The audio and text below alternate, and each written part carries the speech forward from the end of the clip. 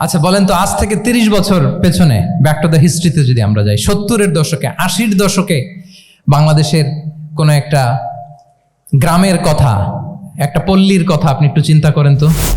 রাত 8টার দিকে, 9টার দিকে আপনি ওই গ্রামের কাউকে খুঁজে পাবেন?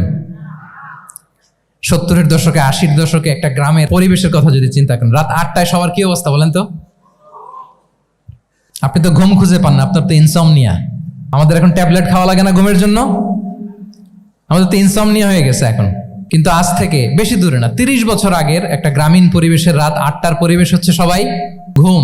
আমরা তারও 2 বা 3 ঘন্টা পরে ডিনার করব, কিন্তু ওনাদের মাগরিবের আগে বা পরে ডিনার করে ফেলছে। এশার নামাজ পড়েই কি 1-2 জন না, পুরো গ্রাম জামাতে ঘুম, পুরো গ্রাম জামাতের সাথে ঘুম। তো যে লোকটা 8টার দিকে ঘুমালো, উঠবে কখন বলেন? রাত 3টার পরে ওর ঘুম আসবে? আর হ্যাঁ, ঘুমেরও তো একটা লজ্জা শরমের ব্যাপার আছে। আর কত থাকবে এখানে, কি বলেন?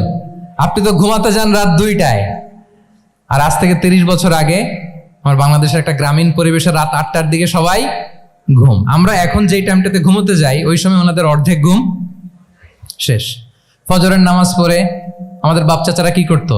হ্যাঁ, একটু ব্যাক টু দ্য হিস্ট্রিতে তাকান না। ফজরের নামাজ পড়ে এক বল পান্তা ভাত খাইতো। আমরা তো এখন এতটুক খাইলে আমাদের এটা বার্ন করার জন্য দৌড়াইতে হয় 5 কিলো, জিমনেশিয়ামে যাইতে হয়, কত আয়োজন, কত ওয়ার্কআউট করা লাগে। এক বল কাঁচামরিচ দিয়ে, পোড়ামরিচ দিয়ে ভাত খেয়ে চলে যাইতো ফসল খেতে। দুপুরে আবার এক বল, খাইতে বসলেই এক বল। আমরা সারা মাসে খেতে পারি না এক বল। আচ্ছা, কি খেত? খাওয়ার আইটেমটা দেখেন তো। কোনো ফরমালিন আছে? কথা বলেন। কোনো মেডিসিন ছিল না, একেবারে ফ্রেশ, হ্যাঁ, পিওর অর্গানিক। নিজেদের মাঠ থেকে আনা যে ধান, ঢেকি ছাটার ধান দিয়ে ভাত খেত। বাড়ির পুকুরের মাছ, কোনো ফরমালিন নাই। নিজের চাষ করা সবজি খেত, গোয়ালের দুধ খেত। আমরা অনেকে মনে করি যে আমাদের এই যে সায়েন্স এন্ড টেকনোলজিক্যাল অ্যাডভান্সমেন্টের যুগে আমরা বোধহয় খুব সুখে আছি, আমাদের দাদা পরদাদারা বোধহয় এত সুখ করে যায় নাই। ওনারা যে সুখ করে গেছে তা আমরা চোখেও দেখি নাই। আমার দাদা পরদাদারা যে সুখে লাইফ লিড করেছে তার অর্ধেকও আমরা করতে পারি না। তারাই আসলে শান্তির, সুখের, আনন্দের সময়টা তারা কাটিয়েছে।